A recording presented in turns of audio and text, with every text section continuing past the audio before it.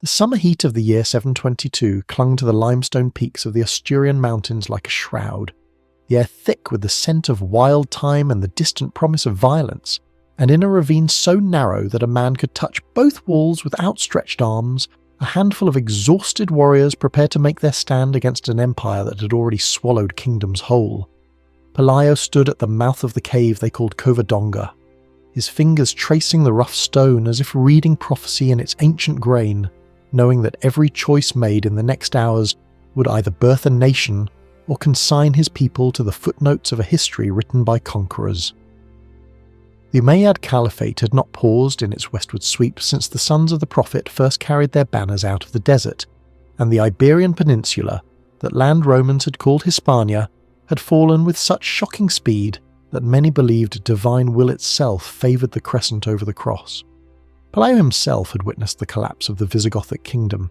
that fractured realm of Germanic warriors who had ruled these lands for 3 centuries, their internal rivalries and succession crises rendering them brittle as sun-dried bone when the first Berber and Arab cavalry crossed the strait that separated Africa from Europe in the year 711. King Roderick had died at the Guadalete River, his army scattered like chaff, his nobles already calculating how best to preserve their estates under new masters, and within 7 years the Umayyad governors controlled everything from the scorched plains of Andalusia to the green valleys of Galicia. The Christian chronicles would later call this conquest a catastrophe, a divine punishment for the sins of the Visigoths, but those who lived through it knew the more prosaic truth. The old kingdom had rotted from within, its tax system crushing the peasantry, its nobility more interested in palace intrigue than military preparedness, its Jewish population so oppressed they sometimes welcomed the Muslim armies as liberators from ecclesiastical tyranny. Pelayo had been a member of the royal court himself, a nobleman of sufficient rank to understand the mechanisms of power, but not so elevated as to be trapped when those mechanisms ground to a halt and devoured their operators.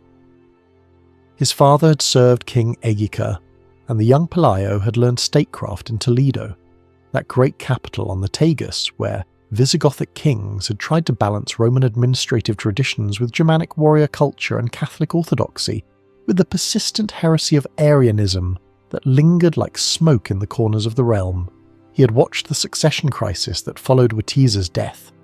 the brutal manoeuvring that put Roderick on the throne while Witiza's sons plotted revenge, and he had understood even then that a house divided would not stand against external pressure. When the Umayyad forces landed, led by Tariq ibn Ziyad and later reinforced by Musa ibn Nusayr,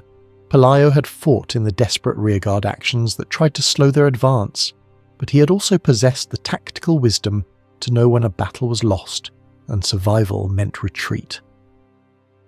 The mountains of Asturias had always been a refuge for those fleeing centralized power, their valleys isolated enough that even the Romans had struggled to fully incorporate them, and now they beckoned to Pelayo as the last redoubt where Christian resistance might endure.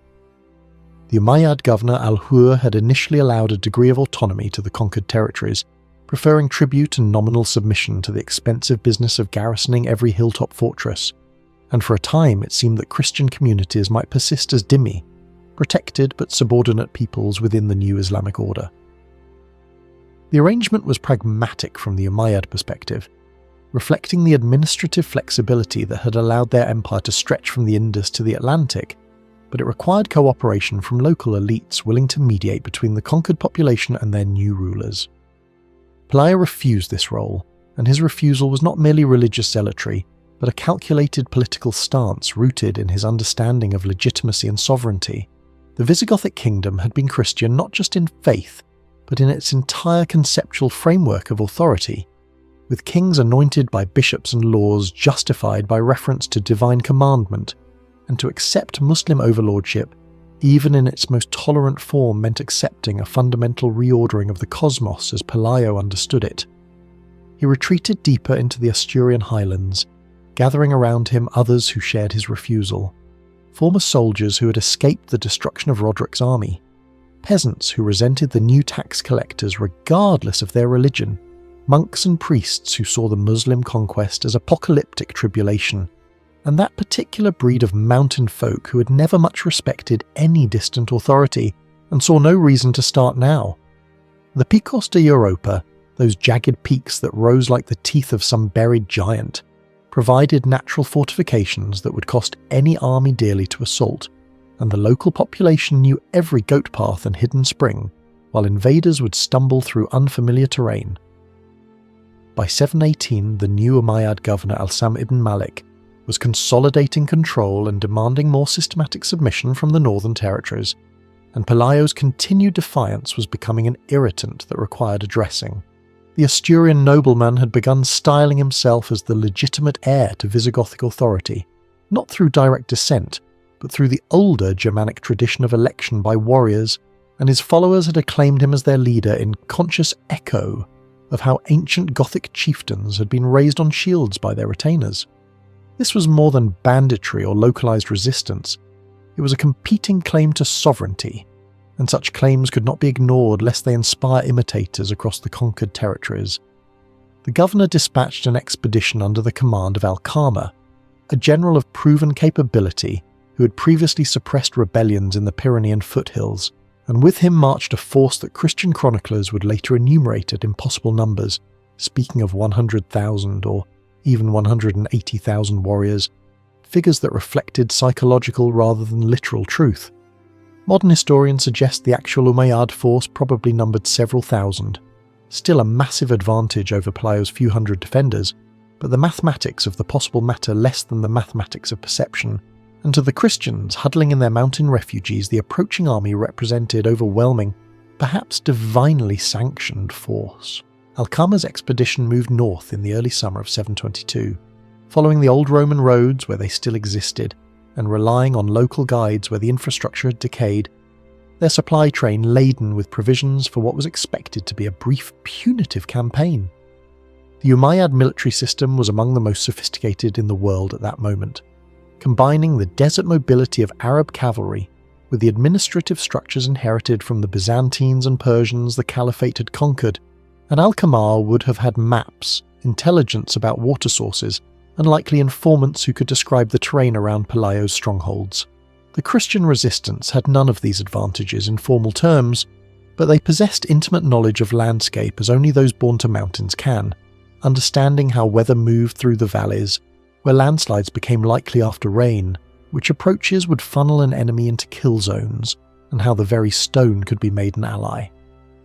Pelayo had chosen Covadonga, a site whose name meant Cave of the Lady, in reference to a pre-Christian shrine later Christianized with dedications to the Virgin Mary, and the choice was simultaneously spiritual and tactical. The cave itself opened into a narrow defile between Mount Ausiva and the steep walls of the gorge through which the Diva River ran,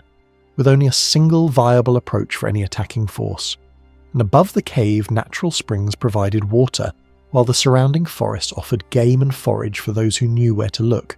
The confrontation that would echo through Spanish history for the next 13 centuries began not with battle, but with negotiation,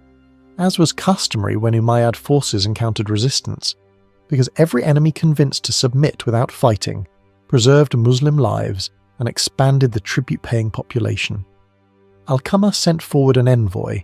possibly a local Christian who had accepted Muslim authority and could speak to Pelayo in terms he would understand, and this intermediary climbed the narrow path to Covadonga, bearing offers of amnesty and position.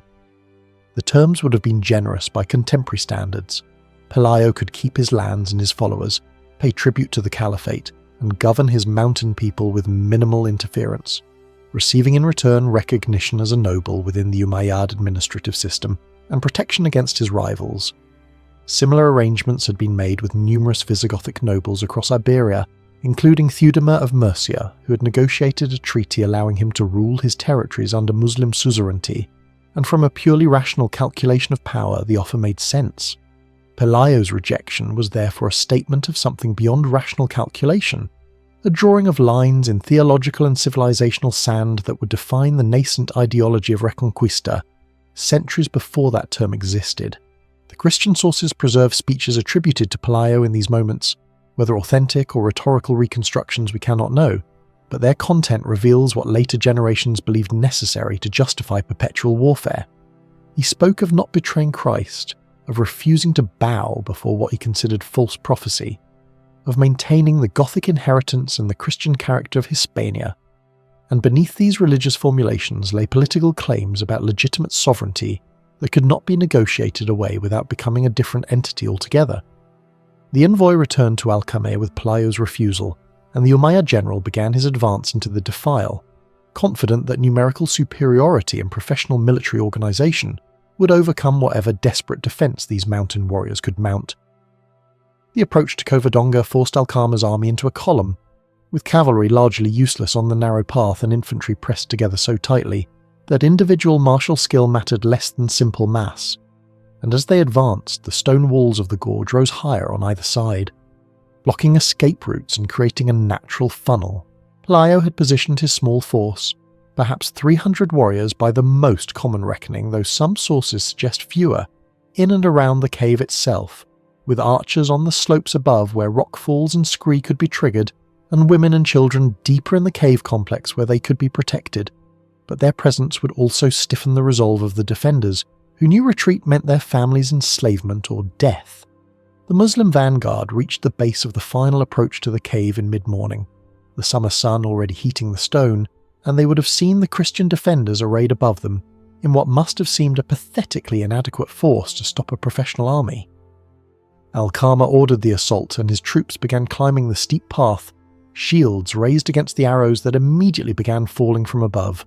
the morning air filling with the sound of steel on wood, men shouting orders, the wounded calling for aid. The initial assault was probing, testing the defenders' positions and seeking weak points, but the narrow approach meant that Alcama could only commit a fraction of his force at any moment while the rest waited below, increasingly crowded into the defile where the Deva River ran. Christian arrows found targets in the packed formation, and when the first wave retreated to regroup, Pelayo's men triggered rockfalls onto the Umayyad positions below, boulders and stones bouncing down the steep slopes with devastating effect on men who could not maneuver to avoid them. The geology of the Picos de Europa conspired against the attackers. Limestone weathers into sharp edges and loose scree. The slopes are steep enough that falling objects accelerate to lethal speeds, and the narrow valley provided no room to spread out and minimize casualties from such attacks. Alcama regrouped and ordered a more sustained assault, committing more troops to overwhelm the defenders through sheer numbers, accepting casualties as the price of victory, but the mathematics of the terrain defeated this strategy as surely as if the mountain itself had declared for a Pelayo. Only a dozen men could effectively fight on the narrow path at any moment, and behind them hundreds of warriors could only wait, exposed to missiles from above, while their comrades died without being able to contribute to the assault. Hours passed in this grinding attrition, the sun climbing towards zenith, water becoming a concern for the Umayyad troops who had expected a brief engagement, and still the cave had not fallen. The Christian sources claim miraculous intervention, speaking of arrows that reversed in flight and struck those who shot them, of stones that multiplied as they fell, of the Virgin Mary herself appearing above the cave to shield the defenders, and while modern analysis dismisses such supernatural elements, they reflect the psychological reality that something unexpected was occurring. An army that had conquered kingdoms was being held by a force that should not have been able to resist for an hour, and as the afternoon wore on, the impossibility of their situation began to affect Muslim morale, while energizing the Christians who saw divine favor in their continued survival. The decisive moment came not from the fighting at the cave itself, but from the terrain's final betrayal of the attacking force, as the weather that perpetually shrouds the Picos de Europa in unpredictable patterns delivered a summer storm with the violence characteristic of mountain meteorology. Rain began falling in sheets, turning the path to mud, making the stones slick and treacherous, and most catastrophically raising the level of the Deva River that ran through the gorge where thousands of Umayyad troops were massed. What had been a manageable stream became a torrent in minutes, the water picking up speed as it funneled through the narrow defile, and men weighted with armor and weapons found themselves swept away, drowning in water only waist deep but moving with such force that resistance was impossible. The Christian defenders watched from above as nature accomplished what their arrows could not, the enemy army dissolving into chaos as soldiers tried to escape the rising water, while others pushed forward to escape the flood, creating a crush that killed as surely as the river. Pelayo ordered his men down from the cave, attacking the disordered Umayyad forces from above while they struggled with the flood, and what had been a siege became a rout. Alqama himself died in the retreat, the sources differing on whether he fell in combat or drowned in the river, but his death removed the expedition's command structure at the moment when coordinated withdrawal was most necessary. The Umayyad survivors fled back down the valley, pursued by Pelayo's warriors who knew the terrain and could move quickly along paths invisible to the retreating army, and losses multiplied as exhausted soldiers made mistakes on treacherous ground. A force that had marched north, confident of quick victory, limped back to the lowlands shattered, having lost not just men but reputation, and news of the defeat spread through both Christian and Muslim communities with the speed of consequential events. For the Christians scattered across the conquered peninsula, it was the first victory since the catastrophe at Guadalete, proof that resistance was possible, that the Muslim conquest was not inevitable or divinely ordained, and that in the mountains a Christian kingdom might endure. For the Umayyad administration, it was an embarrassment requiring response. But the same calculus of resources that had led to the tolerant treatment of conquered territories now argued against committing massive forces to suppress a rebellion in economically marginal mountains when the Caliphate had frontiers from Central Asia to Francia demanding attention. The governor Al-Sam ibn Malik would have received reports of Covadonga with frustration, understanding that the defeat would encourage other resistances if not avenged, but also calculating whether the cost of suppressing Asturias was worth the benefit. The region produced little surplus wealth, its mountains were difficult to garrison, and every soldier sent to the Picos de Europa was a soldier unavailable for the far more important campaigns against the Franks, or the suppression of Berber unrest in the south. In 725, Al-Sama would lead an army across the Pyrenees and die besieging Toulouse. His attention focused northward on expansion, rather than consolidation of marginal territories already nominally conquered, and this strategic prioritization allowed Pelayo's kingdom to survive its infancy. The Christian sources present Covadonga as a divine miracle, the beginning of the Reconquista, the moment when the tide turned, but contemporary Muslim sources barely mention it, recording Alqama's defeat as a minor setback in a distant province. And this divergence in perception reveals how historical events acquire meaning through subsequent interpretation rather than inherent significance. In the immediate aftermath, Pelayo began constructing the infrastructure of a kingdom from the materials available in the Asturian mountains, lacking cities or significant wealth, but possessing defensible territory and a population willing to fight rather than submit. He established his capital at Cangas de Onís, a settlement in a valley protected by surrounding peaks, and there he gathered around him the remnants of Visigothic nobility who had fled the conquest,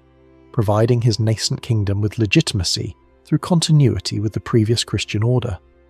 The bishops who joined him brought not just spiritual authority, but literacy and administrative knowledge, the ability to write letters and keep records that would allow the Asturian kingdom to function as a state rather than merely a war band. Pelayo married Gaudiosa, about whom little is recorded but whose existence as a legitimate wife rather than a concubine was itself a political statement about Christian propriety and royal dignity, and their children would continue the dynasty that would rule Asturias for generations. The kingdom's economy was subsistence level, based on mountain agriculture, herding and hunting, rather than the surplus-producing estates of the lowlands. But this poverty was also a kind of freedom because it meant there was little wealth for the Umayyad governors to tax, and thus less incentive to expend resources conquering the region. The years following Covadonga saw Pelayo cautiously expanding the territory under his control, not through dramatic campaigns, but through the patient work of securing valleys, fortifying passes, and establishing his authority over communities that had been essentially autonomous during the chaos of the Muslim conquest. The mountain people had always been semi-independent, their villages perched on slopes where tax collectors rarely bothered to climb, and now they found in Pelayo a champion who could provide protection and legitimacy while demanding relatively little in return. The Asturian nobility that formed around the king was different from the Visigothic aristocracy that had preceded it, less concerned with genealogical purity and more with proven ability, rewarding warriors who fought successfully and administrators who could make the mountain economy function. Pelayo encouraged settlement in previously marginal areas, offering land to refugees from the south who brought skills and labour, and the population slowly grew even as the rest of Iberia settled into patterns of coexistence under Muslim rule. The broader context of Umayyad expansion explains why this small Christian kingdom was allowed to persist in the mountains, while the Caliphate focused elsewhere, and understanding those strategic priorities reveals how great empires make decisions that seem obvious in hindsight, but were reasonable calculations at the time. In the 720s, the Umayyad Caliphate was approaching its maximum territorial extent, with armies campaigning in Transoxiana against Turkish tribes, raiding into Anatolia against the Byzantines, and crossing the Pyrenees to probe Frankish territory. And each of these frontiers promised more significant rewards than suppressing stubborn mountaineers in Asturias. The campaign into Francia, led by Al-Sam, and later continued by Abd al-Rahman al-Ghafiqi, aimed at nothing less than extending Muslim control over the wealthy Frankish kingdoms, and if successful would have made the Caliphate master of Western Europe, rendering the question of a few mountain valleys in Asturias utterly irrelevant. The Battle of Tours in 732, where Charles Martel defeated Abd al-Rahman and halted the Muslim advance into Francia, is often cited as the decisive moment that saved Christian Europe, but its significance lies less in the battle itself than in the strategic reassessment it prompted, with the Umayyad leadership concluding that further northern expansion was not cost-effective and consolidating control over territories already conquered rather than seeking new ones. This strategic shift meant that Asturias, instead of being targeted for suppression, was effectively left alone as long as Pelayo did not directly challenge Umayyad control of the lowlands, and a de facto border emerged between the Christian mountains and the Muslim plains that would harden into the enduring division of the peninsula. Pelayo died in 737, having ruled his mountain kingdom for 15 years, and was succeeded by his son Fafila, whose reign lasted only 2 years before he was reportedly killed by a bear while hunting, an end that suggests the continued wildness of the territory and the everyday dangers that claim lives as surely as warfare. Fafila was followed by Alfonso V, who had married Pelayo's daughter Ermesinda, and thus provided dynastic continuity. And under Alfonso, the Asturian kingdom began a more aggressive expansion, raiding into the Duero Valley and incorporating territory that had been depopulated during the conquest, creating a buffer zone between the Christian north and Muslim south. This expansion was possible because the Umayyad Caliphate was entering a period of internal crisis, with the Abbasid Revolution of 750 overthrowing the Umayyad dynasty in Damascus and forcing the sole surviving Umayyad prince, Abd al-Rahman, to flee west and establish an independent emirate in Iberia. And this political upheaval distracted Muslim attention from the Christian kingdom growing in the northern mountains. The long-term consequences of Covadonga were not immediately apparent to anyone involved in the battle, and Pelayo could not have known that his desperate stand would be remembered as the beginning of a reconquest that would take nearly 8 centuries to complete. But the survival of a Christian kingdom in Iberia meant that the peninsula's future would be contested rather than settled. The Asturian monarchy developed an ideology of restoration, claiming to be the legitimate heir to the Visigothic kingdom, and thus duty-bound to recover the lost territories from Muslim control, and this claim provided religious and political justification for perpetual warfare against the southern emirates. The monasteries that flourished in Asturias preserved not just Christian religious practice, but Latin literacy and Visigothic legal traditions, creating cultural continuity with the pre-conquest order and differentiating the northern kingdom from the increasingly Arabized culture of Al-Andalus. Chronicles written by monks like those at the monastery of Albelda recorded Pelayo's stand, and embellished it with miraculous elements that served both devotional and political purposes, creating a founding myth for the Asturian kingdom that paralleled the foundation myths of other medieval realms. The century following Covadonga saw the frontier between Christian and Muslim territory remain relatively stable, with neither side possessing the overwhelming advantage necessary to decisively defeat the other, and this stalemate allowed both civilizations to develop their distinctive characters. Al-Andalus under the Umayyad Emirate and later Caliphate became one of the most sophisticated societies in medieval Europe, with Cordoba growing into a city of hundreds of thousands, whose libraries, universities, and architectural wonders rivaled anything in Baghdad or Constantinople, and where Muslim, Christian and Jewish scholars collaborated in translating Greek philosophy and developing new mathematics and astronomy. The Christian north remained comparatively poor and rural. Its kingdoms focused on warfare and settlement rather than commerce and learning. But this rusticity was also a kind of vitality, a demographic and military dynamism that would eventually prove decisive. The Asturian kings gradually moved their capital eastward as they expanded, from Cangas de Onís to Pravia to Oviedo, and each move reflected growing confidence and territorial control. The ideology of Reconquista that emerged in these centuries was not a consistent program, but a flexible justification that could be invoked when useful and ignored when inconvenient, with Christian and Muslim rulers frequently allying across religious lines when political interests aligned, and the reality of frontier warfare was often small-scale raiding for plunder and prestige, rather than campaigns of religious extermination. Pelayo himself would have understood the conflict in religious terms, but also in terms of sovereignty and legitimacy, defending his right to rule his people according to his traditions against external imposition, and this political dimension was as important as the religious one.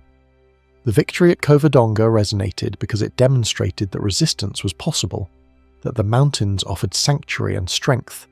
and that a small determined force could defeat a seemingly overwhelming enemy if terrain and tactics were leveraged correctly. The battle's commemoration evolved over centuries,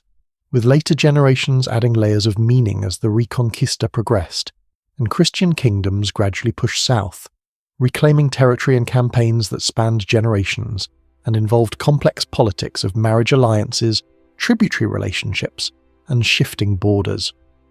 By the time Ferdinand and Isabella conquered Granada in 1492, completing the territorial reconquest of Iberia,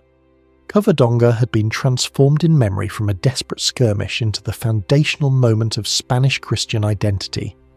the point from which an unbroken thread of resistance and eventual victory could be traced. The cave itself became a pilgrimage site, with a chapel built at the location where Pelayo was said to have fought,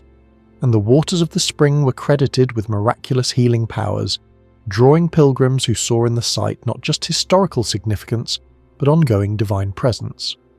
Modern Spanish nationalism, particularly in its more conservative forms, embraced Covadonga as a symbol of national origin and religious destiny, sometimes in ways that simplified or distorted the complex historical reality. And during the Franco dictatorship, the site was promoted as emblematic of eternal Spanish Catholic identity against foreign influence, conveniently ignoring the centuries of cultural exchange and coexistence that also characterized Iberian history. The actual historical Pelayo would have been unrecognizable to these later propagandists, a Visigothic nobleman whose kingdom was tiny and precarious, whose survival depended more on Umayyad's strategic priorities than divine intervention, and whose victory was significant primarily because it created space for Christian political structures to endure, rather than because it represented any immediate threat to Muslim control of the peninsula. The numbers involved in the battle, whether the 300 Christians and 100,000 Muslims of legend or the more modest hundreds versus thousands of historical probability, matter less than the fact that a qualitatively outmatched force successfully defended a position and inflicted sufficient casualties to discourage further immediate attempts at conquest. The military lessons of Covadonga were studied by later medieval commanders who recognized the value of defensive terrain and the vulnerabilities created when a numerically superior force is channeled into a constrained space where its advantages cannot be brought to bear. And similar tactics appeared in other mountain warfare throughout medieval Europe, from the Swiss defence of their Alpine passes to Scottish resistance in the Highlands. The specific conditions at Covadonga, the narrow defile and cave complex, the summer storm raising the river level, the steep slopes allowing rock falls, were unique to that place and moment, but the principle of leveraging terrain against numbers was universal and repeatedly validated. Pelayo's achievement was recognizing these advantages and having the discipline to wait for the enemy to commit to unfavourable ground, rather than seeking battle in the open, where his small force would have been quickly destroyed. The psychological impact of the victory extended beyond the immediate participants to influence Christian perceptions of their prospects throughout the conquered territories, providing hope that Muslim rule was not permanent and that armed resistance could succeed despite overwhelming odds. And this psychological shift was perhaps more important than any immediate territorial or military consequence. The scattered Christian communities across Iberia lived as dhimmi under Muslim law, paying the jizya tax and accepting second-class legal status in exchange for protection and the right to practice their religion. And for many this arrangement was tolerable, or even preferable to the instability and oppression of late Visigothic rule. But there remained a constituency for whom religious and political subordination was unacceptable, and Covadonga demonstrated that alternatives existed. The flow of refugees northward to Asturias was never massive, but it was steady, a persistent drain of people who chose mountain poverty and freedom over lowland prosperity and subordination, and these migrants brought skills, information, and motivation that strengthened the nascent kingdom. The Umayyad response to Covadonga, or rather the lack of sustained response, reflected the administrative pragmatism that characterized the Caliphate's governance of distant provinces, where local autonomy was tolerated as long as it did not threaten core interests or revenue, and the cost-benefit analysis of suppressing Asturias consistently concluded that the effort was not worthwhile. The governors of Al-Andalus faced more pressing concerns in managing the tensions between Arab and Berber populations, the latter having provided the bulk of the conquest army, but receiving inferior treatment in the distribution of land and status, and this internal ethnic conflict would erupt in the Berber revolt of 740 that seriously destabilised Muslim control of the Western Peninsula and further reduced pressure on the Asturian kingdom. The Great Berber Revolt revealed the fragility of what had seemed an unstoppable expansion, showing that the Umayyad Caliphate's apparent strength masked internal divisions that could be exploited, and the Christian kingdoms were attentive students of Muslim weaknesses, even as they acknowledged Muslim strengths. Pelayo's legacy was thus not a single battle, but the creation of an institutional and ideological framework that would outlast him and provide the foundation for centuries of Christian state-building in Iberia. And in this sense, Covadonga was less a military turning point than a political and cultural one, marking the moment when Christian resistance transitioned from sporadic local resistance to organised kingdom with territorial base and dynastic continuity. The cave in the mountains became the kernel around which a state crystallised, attracting the human and material resources necessary to sustain itself, and eventually to grow, and the symbolism of that cave, a place of refuge that became a fortress, of defensive victory that enabled eventual expansion, resonated through Spanish history as a model of how the weak could endure and eventually overcome the strong. The historical memory of Covadonga was thus always as important as the historical reality, the story that was told and retold, acquiring layers of meaning that served the needs of successive generations seeking legitimation for their own struggles and identities. The religious dimension of the battle cannot be separated from its political and military aspects, because in the 8th century these categories were not distinct. With political authority deriving from divine sanction, military campaigns framed as religious duties, and religious identity inseparable from ethnic and cultural belonging, and Pelayo's resistance was simultaneously a defence of Christian faith, Visigothic political tradition, and local autonomy against centralised imperial control. The theology that supported his stand drew on late antique Christian concepts of just war and legitimate authority, arguing that rulers who defended the faith and upheld divine law deserved obedience, while those who opposed them could be righteously resisted, and these arguments would be refined and developed over subsequent centuries into the crusading ideology that would send Christian warriors against Muslims throughout the Mediterranean world. Covadonga predated the First Crusade by nearly 4 centuries, but it embodied the same fusion of religious devotion and military action, the same conviction that warfare in defence of faith was holy, and that divine assistance would favour the righteous regardless of odds. The Virgin Mary's reported appearance at Covadonga, whether accepted as literal truth or understood as pious legend, connected the battle to broader Mediterranean traditions of divine intervention in warfare, with similar stories appearing in Byzantine accounts of sieges where the Theotokos protected Constantinople, and in Frankish chronicles where saints aided Christian armies, and these narratives serve to assure believers that they were not alone in their struggles but supported by heavenly powers. The shrine that developed at Covadonga became part of the network of Marian pilgrimage sites that dotted Christian Europe, each claiming particular miracles and offering particular intercessions, and pilgrims who visited the cave returned to their communities with stories that reinforced the site's sacred significance and its connection to Spanish Christian identity. The economics of pilgrimage, the flow of offerings and the employment of local guides and craftsmen selling tokens also benefited the Asturian kingdom and helped integrate the site into broader European religious culture. The historical Pelayo disappeared behind the legendary Pelayo over the centuries, the man consumed by his myth, but enough contemporary and near-contemporary sources exist to reconstruct at least the outline of his actual circumstances and achievements, distinguishing the embellished narratives of later chronicles from the more modest reality of a Visigothic nobleman who led a successful defensive action against a Muslim punitive expedition and parlayed that success into recognition as king of a small mountain realm. His reign saw the establishment of churches and monasteries that would preserve Christian learning, the organisation of a royal administration however rudimentary,